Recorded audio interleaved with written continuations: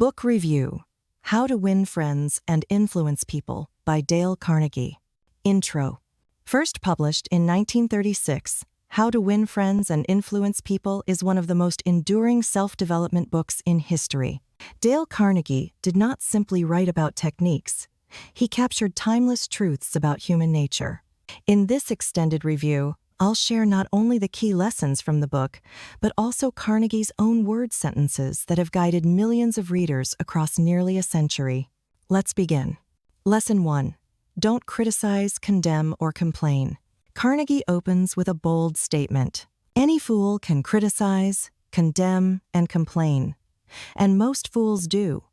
But it takes character and self-control to be understanding and forgiving. Criticism wounds pride and builds resistance. Instead of scolding, Carnegie urges us to search for understanding. Reflection. Think of the last time someone criticized you. Did it inspire change, or did it stir resentment? Application. The next time you want to correct someone, begin not with blame, but with curiosity. Ask, what led you to this choice? Lesson 2. Give honest and sincere appreciation. Carnegie writes, "The deepest principle in human nature is the craving to be appreciated. Flattery is cheap, but genuine appreciation, naming exactly what you value in another person, creates loyalty and trust." Reflection. Imagine how different workplaces and homes would be if appreciation was spoken daily. Application. Today, tell one person exactly what you appreciate about them. Be specific. Instead of saying, "Good job," say, "I admire how patiently you explained that problem." Lesson 3. Arouse in the other person an eager want. Carnegie teaches us to frame things in terms of others' desires. First, arouse in the other person an eager want. He who can do this has the whole world with him. He who cannot walks a lonely way. People are not motivated by what we want, but by how it connects to their own goals. Application.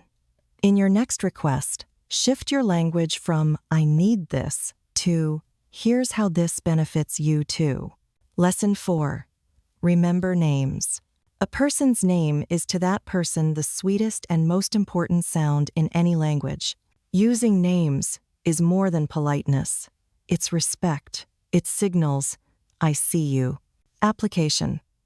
Practice remembering names by repeating them aloud and associating them with an image. It takes effort, but the return in trust is invaluable. Lesson 5. Be a good listener. Carnegie wrote, "If you want to be a good conversationalist, be a good listener. To be interesting, be interested." Listening is not passive. It is active recognition of another's humanity. Most people are starved for attention. By listening, you give them what they crave most. Application. In your next conversation, let the other person speak at least 70% of the time. Nod, ask clarifying questions, and hold back the urge to interrupt. Lesson 6. Talk in terms of the other person's interests. Talk to someone about themselves and they'll listen for hours.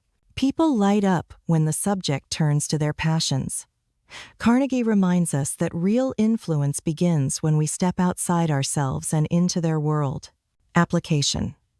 Find one small interest of the other person and connect your conversation to it. You will see the difference in their eyes immediately.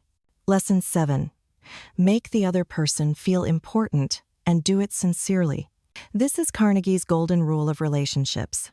Always make the other person feel important and do it sincerely. Not manipulation, not flattery, but recognition of their dignity.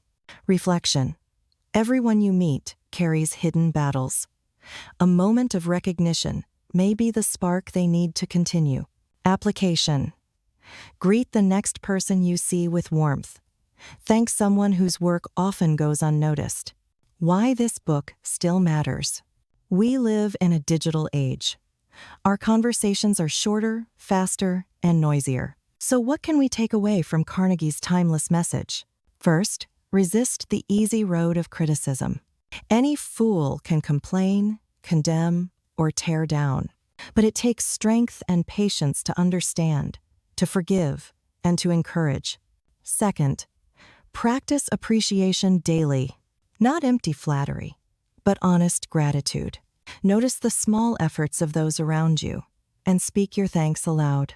You may forget your words tomorrow, but they may remember them for a lifetime. Third, listen, truly listen. Not waiting for your turn to reply, not half distracted while scrolling a screen, but with your full attention. Carnegie reminds us that the greatest conversationalists are not those who speak most, but those who hear most. And finally, treat every person as important, because they are. Behind every face you pass is a story, a struggle, a longing to be valued. When you greet them with warmth, you honor that truth. These are not complicated lessons. They are simple, almost obvious. And yet, they are rare enough in practice that when you live them, you set yourself apart. Dale Carnegie's book still matters because it does more than teach us how to win friends. It teaches us how to be better humans, kinder, braver, and more present. And if we practice these small principles each day, we may discover that the path to influence is not about power at all. It is about connection. It is about respect. It is about love in action. So as you close this chapter, I leave you with a challenge. Today, choose one principle, just one.